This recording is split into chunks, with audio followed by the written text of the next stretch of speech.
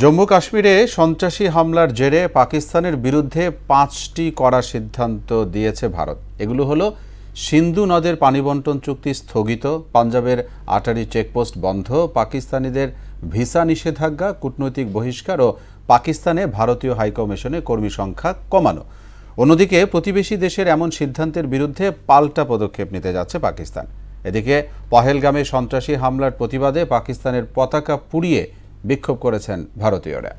ইশতিয়াক হোসেনের desk report. Jammu কাশ্মীরে সন্ত্রাসী হামলায় ২৬ পর্যটককে হত্যার ঘটনায় প্রচণ্ড রকম ক্ষেপেছে ভারত সরকার। হামলার খবরে সফর সংক্ষিপ্ত করে তড়িঘড়ি সৌদি আরব থেকে দেশে ফেরেন প্রধানমন্ত্রী নরেন্দ্র মোদী। এসেই নিরাপত্তা উপদেষ্টা ও কেন্দ্রীয় মন্ত্রিসভার সঙ্গে বৈঠক করেন তিনি। বুধবারের ওই বৈঠকে পাকিস্তানের সঙ্গে কূটনৈতিক সম্পর্ক কমিয়ে আনা, সিন্ধু নদীর পানি বণ্টন চুক্তি স্থগিত, দিল্লিতে পাকিস্তান হাইকমিশনের প্রতিরক্ষা উপদেষ্টাদের বহিষ্কারের সিদ্ধান্ত হয়।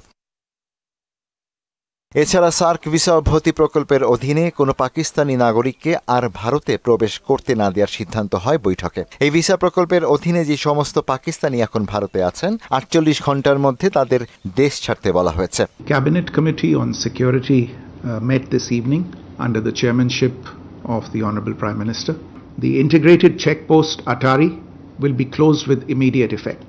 সিদ্ধান্ত মতে দিল্লিতে পাকিস্তান হাই কমিশনে কর্মরত প্রতিরক্ষা উপদেষ্টাদের ১ সপ্তাহের মধ্যে দেশে ফিরতে বলা হয়েছে। অন্যদিকে ইসলামাবাদে ভারতীয় হাই কমিশনে কর্মী সংখ্যা ৫৫ থেকে কমিয়ে ৩০-এ নামিয়ে আনা হবে। বিক্রম মিস্ত্রি জানান, ১৯৬০ সালে স্বাক্ষরিত চুক্তি অনুযায়ী সিন্ধু নদ ও উপনদ নদীর পানি ভাগাভাগি করে দুদেশ। তবে এখন থেকে আর ১ ছটাক পানিও পাবে না পাকিস্তান। অবিলম্বে এই স্থগিতাদেশ কার্যকর হবে। The Indus Waters Treaty of 1960 will be held in abeyance with immediate effect until Pakistan credibly and irrevocably abjures its support for cross-border terrorism. ৫ সিদ্ধান্তের আরেকটি হচ্ছে পাঞ্জাবের আট্টারি ওয়াঘা সীমান্ত ক্রসিং অনির্দিষ্টকালের জন্য বন্ধ রাখা হবে। যেসব পাকিস্তানি এই সীমান্ত দিয়ে ঢুকে ভারতে অবস্থান করছেন, তাদেরকে ১ মের মধ্যে ফিরে যাওয়ার নির্দেশ দেওয়া হয়েছে। পহেলগামে হামলার প্রতিবাদে ক্ষোভে ফেটে পড়েছেন সাধারণ ভারতীয়রা। বিক্ষোভ মিছিলের পাশাপাশি পাকিস্তানের জাতীয় পতাকা পুড়িয়ে সন্ত্রাসীদের কঠোর বিচার দাবি করেন তারা। किस तरीके से कल कश्मीर में निंदनीय हरकत की गई और बुज़दिल हरकत की गई आतंकवादियों के द्वारा। कुछ लोग पर्यटक जो घूमने आए थे अपने परिवार के साथ और उनको वहां उनका नाम पूछिए उनको मारा गया, बड़ी शर्मनाक घटना है ये।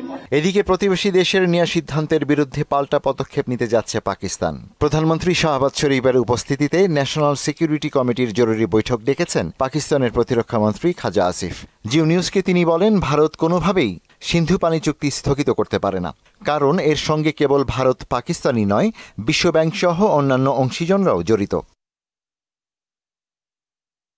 যাদের লক্ষ্য করে হামলা চালানো হয়েছে তারা সাধারণ জনতা নয় বলে দাবি করেছে দ্য রেজিস্ট্যান্স ফ্রন্ট TRF।